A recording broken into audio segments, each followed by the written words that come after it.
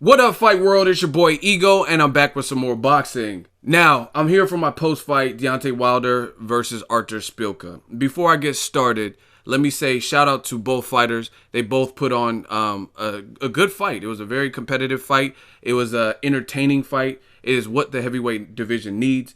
Obviously, Deontay Wilder, if you guys watched it, he did win via knockout. And I'm talking about, I know the year just started, but that's one of the contenders for knockout of the year, at least from the high-profile fights, because just the way he folded and went down, it was a crucial knockout. But if you just turn the channel on, you would think that would have been the pace of the whole fight. But I'm going to break it down because that wasn't the case. Again, shout out to both. Shout out to Deontay Wilder, Bomb Squad, for defending his WBC title. And then shout out to Szpilka for putting on a very game-spirited effort. But that knockout was brutal. So, as you guys know in my post-fights, I give you guys the good, the bad, and the ugly. Also, before I get started with my diatribe, let me say shout out to Al Heyman. Thank you, Al Heyman, because this is what boxing needs. And you'll hear some more after. Let me just break down the fight. I'm not going to go round by round. I don't have all the round numbers. But the first round, both fighters were, their feet were very wide. That's something I immediately noticed, especially Szpilka, him being a short fighter. So I think both guys had bad intentions. They were just, but the thing is, they were fighting. I don't know if you guys see this, depending on how much you watch boxing. Sometimes when Shane Mosley is getting frustrated, like when Mayweather's like pot shotting him and beating him, he starts fighting real jittery and he's like kind of making mistakes. That's kind of how the first round was for both fighters. They were both kind of like, they didn't look loose. They didn't look like comfortable. They looked like they had butterflies or kind of jittery. I remember at one point in the first round, Deontay Wilder was against the ropes, I think, and he tried and missed wildly with like three right hooks. He was trying to land them and he couldn't. So they had to settle down into the fight. So second round got a little bit better, but as the fight wore on, it started to become more competitive. Now, let me tell the good, the bad, and the ugly. I could tell by some of the comments, some of you guys, I'm not trying to disrespect nobody, but I talk to people all the time on all my social medias, Facebook, Instagram, Twitter, etc. And some of you guys jump the gun and leave the craziest comments, and it shows me that you don't know shit about boxing. And this is the thing. When it comes to Wilder, for whatever reason, a lot of people are overly critical and they hate him or whatever. And this is the thing. When he was fighting, I studied the game. Like, I really watched these fights. When he was fighting guys like Audley Harrison, and he looked real wild and real sloppy. I'm talking about he hurt Harrison, and he was swinging so wildly that he knocked himself to the ground. Like, he was just trying too much. You know what I mean? Trying too hard.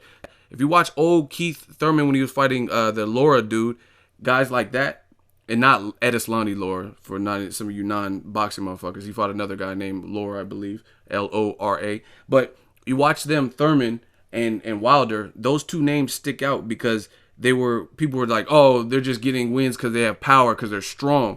And they were lacking some technique. They were wild with their shots. But if you watch Keith Thurman as he's matured as a fighter, and you watch Wilder as he's matured, he's actually settled in a lot better, which is good to see. So that's what I like to see. I like to see evolution of a fighter. And again, the thing is, some of the people are going to complain when he looks wild and sloppy throughout the fight, and he's just relying on his power. But then when he shows more patience and tries not to make as many mistakes, then they complain about that, saying, oh, he needs a knockout to win. It's similar to Floyd Mayweather when he was trash talking versus when he kind of stopped trash talking. They hated him for the trash talking, and then for the Pacquiao promotion, they're like, oh, why isn't he talking shit to Pacquiao? I miss the old Floyd. You know what I'm saying? So it's like, it's a lose-lose situation, and a lot of people will never be happy. Wilder, you got to put it in perspective. Before the fight even started, I told people what it was. This is going to be a competitive fight. Everybody wants to label every fight a mismatch and cherry pick and bum fight and dumb shit. Go listen. Shout out to my dude, Dante's Boxing Nation, DBN. We did the radio show, and that was one of the questions last week that we were talking about. Listen to what I was saying. I told people that this is a competitive fight. Szpilka is only once beaten. He lost to Bryant Jennings, who showed his pedigree by beating guys like Mike Perez. He hung in there with King Kong Ortiz for some rounds, a power puncher. You know what I'm saying? So it's no shame in losing to a guy like Bryant Jennings, and he has that one loss. Plus, after that loss, he strung up some wins. He has power, and I told people this. He didn't seem scared of Wilder. When you go into a fight with the supreme confidence of a power puncher, like, oh, I'm a devastating puncher, and people fear you, then it just works into your favor. That's why I like to see guys like Johan Duhaupas and Szpilka who don't fight Wilder scared, because it makes it for a competitive fight. You know what I mean? There's another guy, I forgot. He was a white dude, and he was like, oh, I forgot his name, Nikowicz. I don't know, but he came like running at Wilder and charging, and I mean he ended up getting slept, but it makes for fun fights. And that's the thing, is not everything's a cherry pick. Some of these dudes are really coming to win. They want that title from Deontay Wilder. They want that recognition. And if you know Szpilka, he's, like I said, after his loss to Jennings, he got back in better shape. He looked leaner. He had a new trainer with Ronnie Shields, and they came out with a good game plan. A lot of people are going to nitpick and say, oh, Wilder did this. Yeah, he didn't get a knockout in the first couple rounds, but at the same time, he had to be patient because Szpilka was actually fighting a good fight. For his size and his disadvantages, what was stacked up against him, having like a 7-inch reach disadvantage and a 4-inch height disadvantage or whatever it was, he fought a good fight. He used some head movement. He was very squirrely. He was herky-jerky, and he was like giving him angles. And he, on top of that, he's a southpaw, which people got to take into consideration. So before you break down the fight, break down what you're seeing. Szpilka, he was solid, and he had a good game plan. So I didn't mind what I seen from Wilder. I think, like I said, in the first round, he came out kind of sloppy. He got clipped a couple of times in the mid rounds. Rounds 5 or 6 were very competitive, where you could have probably scored it for either person. He landed a nice uppercut at the end of the round, but Szpilka was game. I mean, there's one scene in the fight where Szpilka landed a crispy jab, and it looked like it like rocked Wilder's head back. So it was a fun fight. It was a competitive fight, and I think this is what the sport needs. So I told you the good Szpilka. He was very spirited, very game, and he wasn't scared. And I told people, when you're not afraid, listen to that Dante's Boxing Nation radio. I'll try to put the link in the description. When someone's not afraid of your power and they're coming to fight their fight, that makes them more dangerous because they're confident. If guys like Gennady Golovkin, when they start feeling his power, a lot of the foes that he's fought, they're not fighting him like that. David Lemieux sure as fuck didn't do that. David Lemieux started fighting scared when he started tasting that jab and that power. He didn't fight like Szpilka. He wasn't trying to create angles, go for broke. Szpilka was the reason he got knocked out in the fashion he did, because he was so game. You know what I'm saying? And he was trying everything, and he got caught at the end.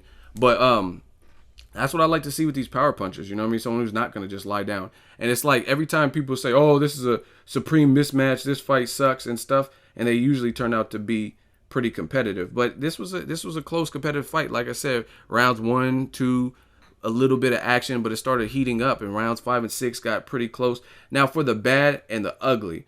The bad, I would say, is with Wilder, is being that he's 6'7", in this fight, he didn't really fight tall, and I thought he should have fought tall throughout pretty much the whole fight, and then Szpilka wouldn't have had any of the successes that he had. Another thing is, I've seen Wilder exercise a very good jab, and he did it consistently. He did it a little bit in this fight, but not as good as I've seen him do it in the past.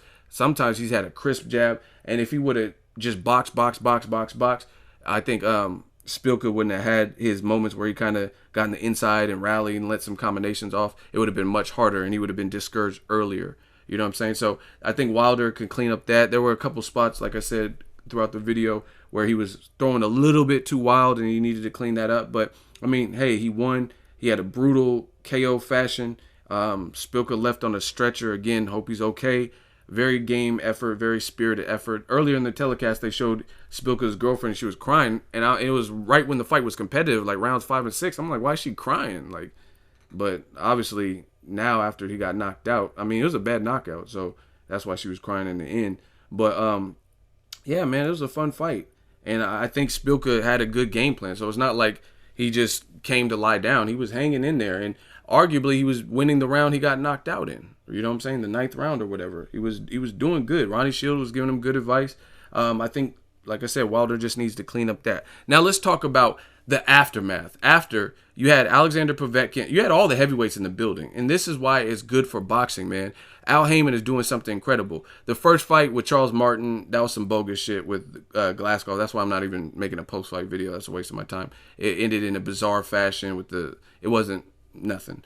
But you had Evander Holyfield, Lennox Lewis, Mike Tyson, Alexander Povetkin, Wilder's mandatory. You had Tyson Fury, a guy who Wilder could possibly unify with in the future because he got all the belts from Tyson or from Klitschko. And they're all in the building to watch an American heavyweight and heavyweight boxing.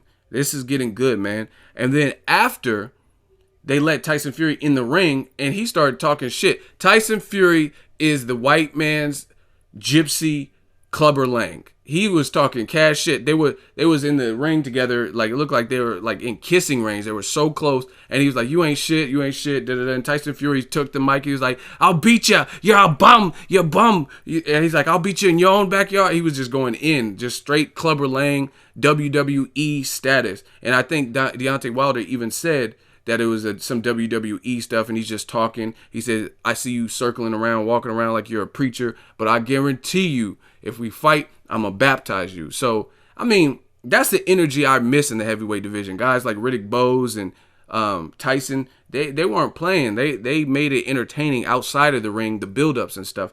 And people I don't see why people constantly try to shit on Wilder.